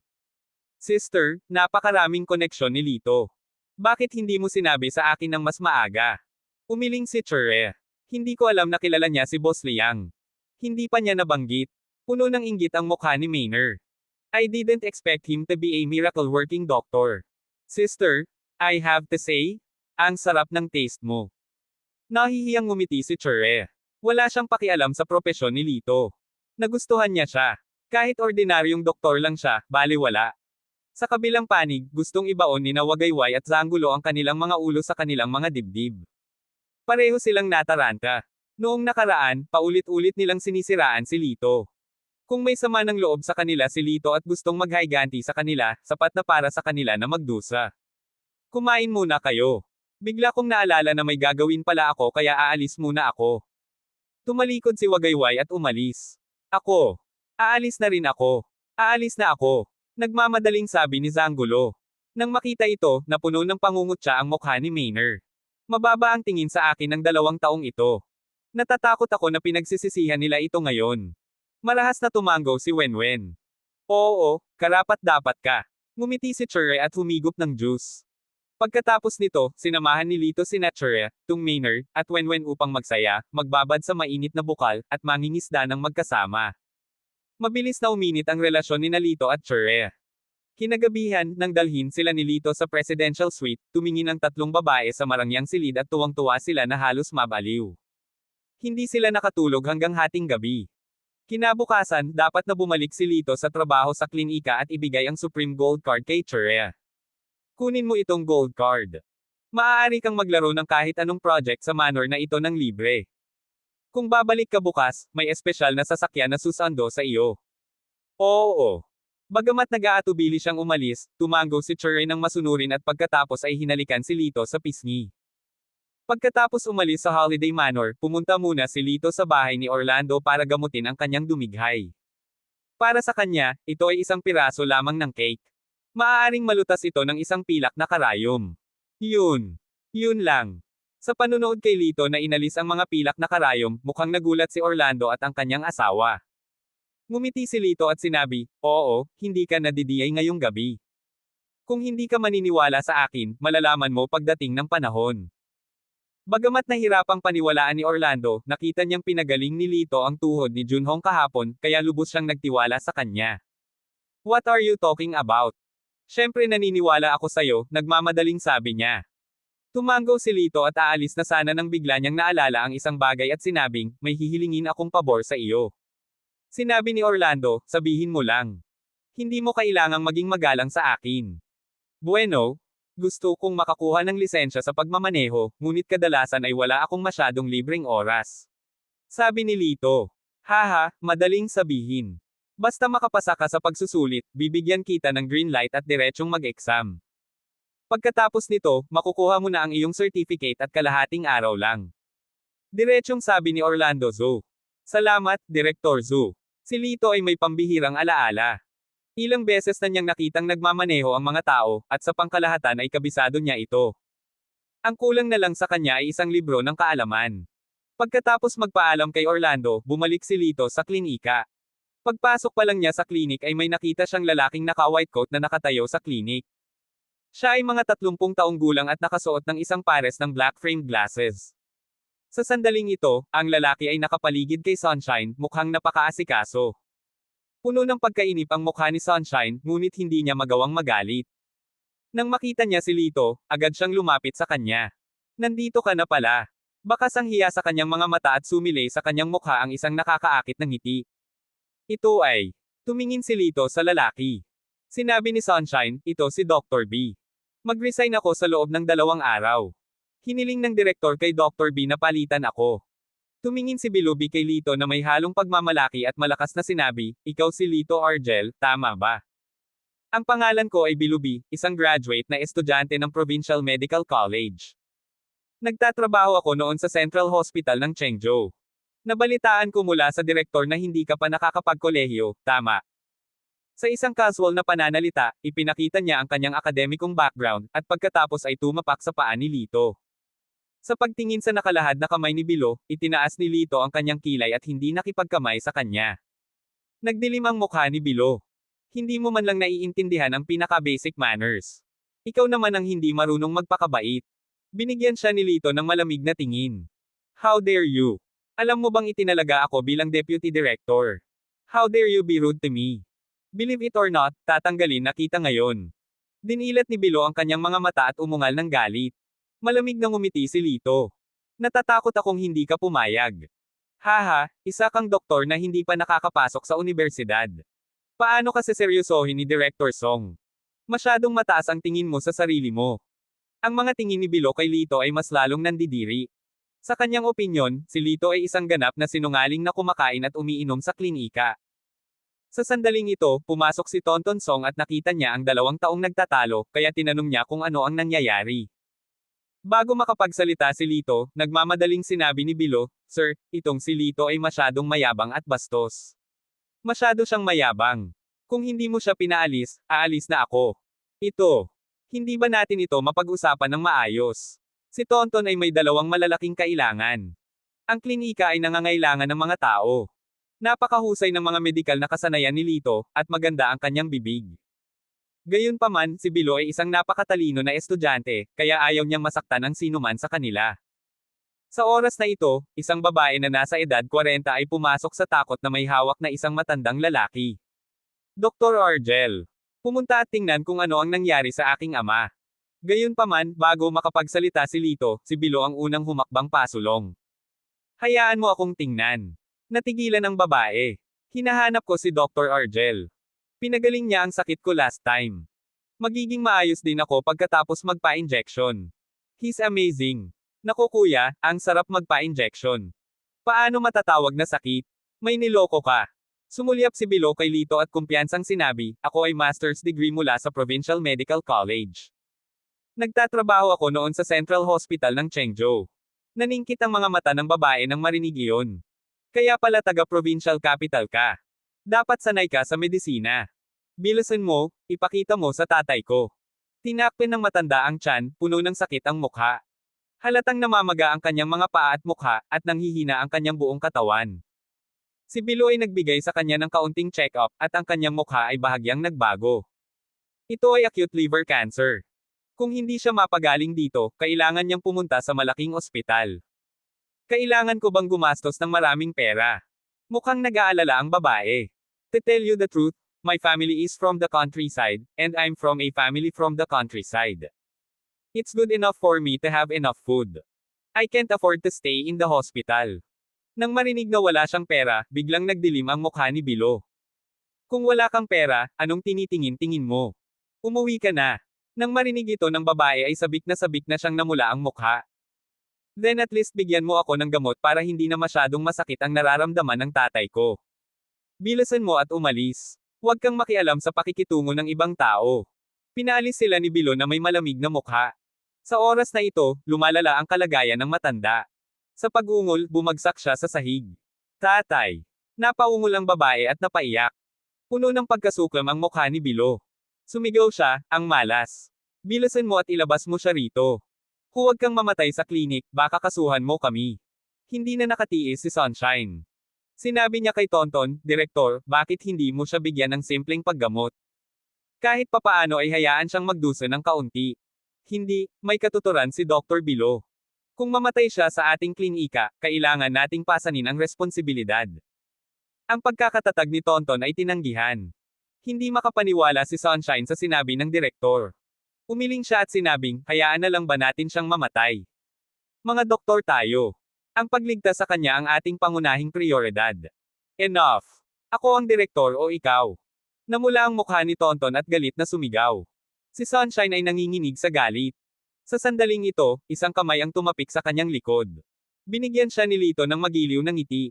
Bahagyang natigilan si Sunshine. Bago siya makapag-react, humakbang pasulong si Lito. Sandali lang. I'll feel your pulse. Kabanata 240. Para maramdaman ang pulso. Ngumisi si Bilo at mapang-asar na sinabi, sa tingin mo ba ito ay sipon at ubo?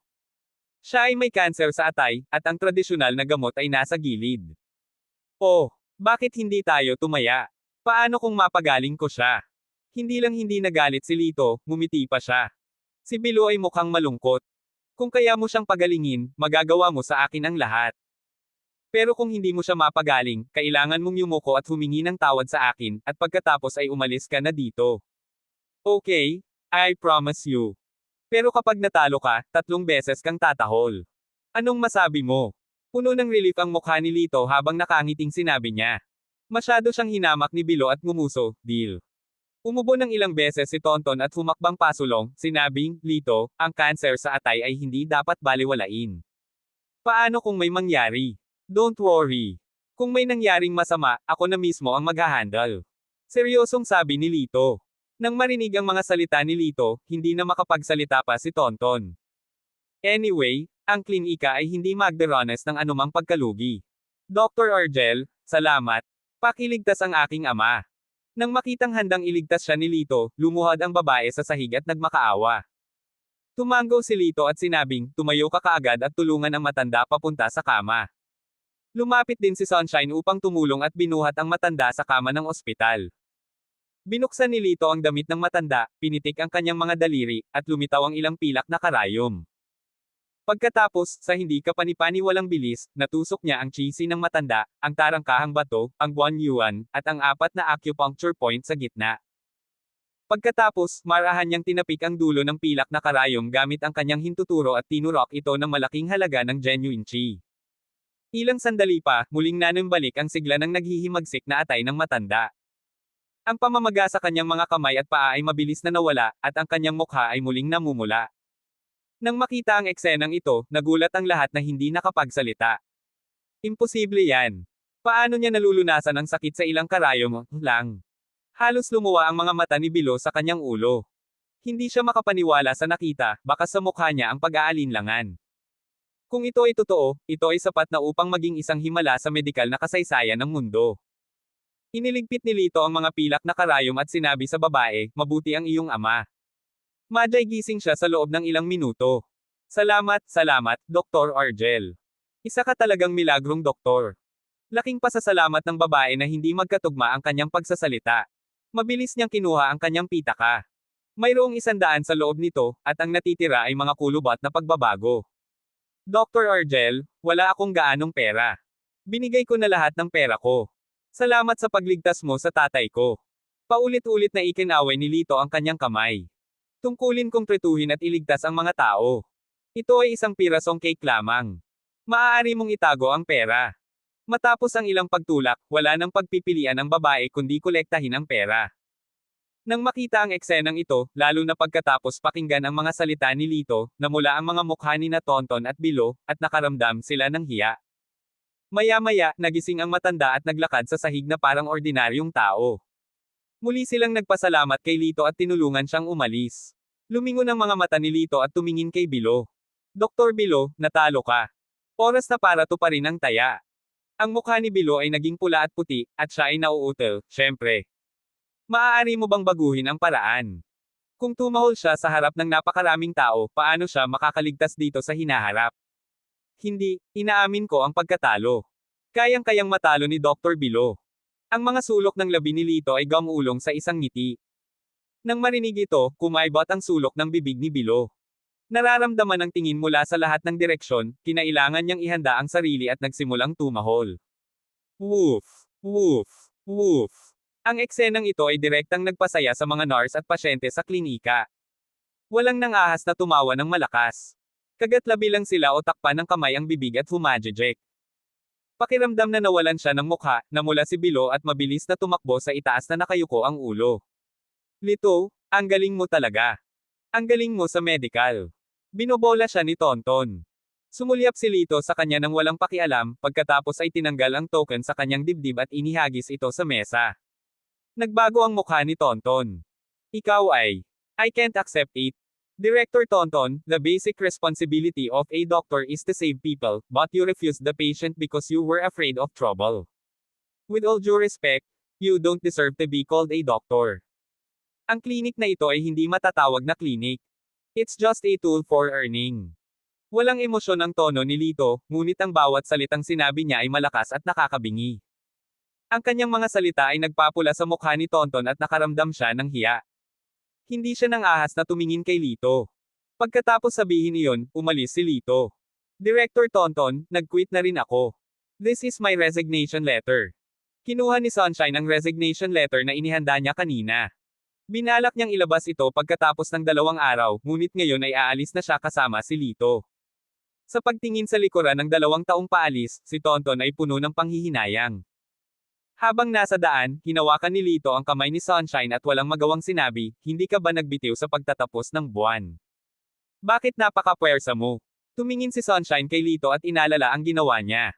Ang kanyang puso ay napuno ng pagmamataas. Sumandal siya sa balikat ni Lito at nahihiyang sinabi, wala ka na.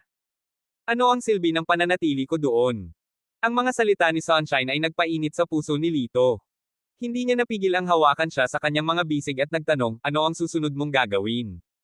Mag-a-apply ako ng master's degree. Nasengot ni Sunshine ang pabango ni Lito at nakaramdam ng kagaanan. Tumango si Lito. Oo, kung wala kang sapat na pera, sabihin mo lang. Alam kong may pera ka, pero 2 taon na akong nagtatrabaho at may ipon. Kakayanin ko ito saglit. Hindi ko kailangan ng tulong mo pansamantala. Mapaglarong inilibot ni Sunshine ang kanyang mga mata. Napabuntong hininga si Lito sa kanyang puso, napakaswerte niya na nakatagpo siya ng ganoong matinong babae. Kailangan niya itong tretuhin ng mabuti. Sa oras na ito, sumimangot si Sunshine at bahagyang nag-aalangan na sinabi kay Lito, palagi kong nararamdaman na may sumusunod sa akin itong 2 araw. May nakita ka ba? Lumakas ang ekspresyon ni Lito. Umiling si Sunshine at bumulong, siguro dahil masyado akong na-pressure at nag-ilusyon. Hindi ito isinasa puso ni Lito. Si Sunshine ay magsa-sign up para sa entrance exam. Tinawagan niya si Orlando Zo at dumiretso sa lugar ng pagsusuri para sa kanyang lisensya sa pagmamaneho. Sa tulong ni Orlando, nakuha ni Lito ang kanyang lisensya sa pagmamaneho sa kalahating araw. Matapos makahanap ng random na lugar para makapag-launch, hinawakan niya ang bago niyang driver's license at hindi niya maiwasang matuwa. Natatakot ako na walang tao sa mundong ito ang hindi mahilig sa kotse. Sa oras na ito, isang flyer ang ipinadala sa kanya. Nagkaroon ng malakihang eksibisyon ng kotse sa Badoc City ngayong hapon. Nang walang pag-aalinlangan, agad siyang pumunta sa pinangyarihan ng pagliligtas. Sa malawak na field, hindi mabilang na mga sasakyan ang nakapila. Sa ilalim ng mga kamera, nagtitipon ang mga mamahaling sasakyan. Nagpapakitang gilas ang hindi mabilang na mga modelo ng kotse sa mga nakasisiwalat na damit at mapang-akit na postere, na pumukaw sa atensyon ng mga tao. Sa kanila, mayroong isang modelo na partikular na kapansin-pansin. Kaiba sa ibang mga modelo ng kotse na may makapal na make-up at bulgar, masasabing ang ganda ng facial features ng babaeng ito. Sa kaunting make-up, sapat na siya para mamatla ang ibang babae. Nakasuot siya ng isang maikling puting palda na nagpapakita ng dalawang payat at tuwid na binti. Ang kanyang mahabang itim na buhok ay nakasabit sa kanyang likuran, napakalinis na para siyang isang diwata na hindi sinasadyang nakapasok sa mundo ng mga tao. Maging si Lito ay lubos na natulala nang una niya itong makita. Sa tabi niya, may mga tunog pa ng paglunok ng laway. Lahat ng mata ng mga lalaki ay nakatutok sa kanya. Ramdam ang hindi nakukuhang mga mata mula sa lahat ng direksyon, bahagyang kumunot ang noo ng babaeng modelo. Bakas ang pagkasuklam sa maganda niyang mga mata, ngunit mabilis niya itong itinago at pinilit ang sarili na ngumiti ng matamis. Natural, lahat ng ito ay hindi nakaligtas sa mga mata ni Lito. Bahagya siyang ngumiti. Mukhang hindi ang trabahong ito ang gusto niya. Dapat babae na may kwento. Sa sandaling ito, isang matabang lalaking nasa katanghaliang gulang na amoy alak, ang biglang sumugod mula sa karamihan at hinawakan ang palso ng babaeng modelo. Beauty, magkano ang kikitain mo sa pagiging model mo dito? I will give you 10 times the money. You can stay with me all night. Ang mga nakapaligid na lalaki ay lahat ay nagpakita ng maalay na mga ngiti, at ang kanilang mga mata ay nasa sabik. Ginawa ng nasa katanghaliang gulang na ito ang gusto nilang gawin ngunit hindi ng ahas na gawin.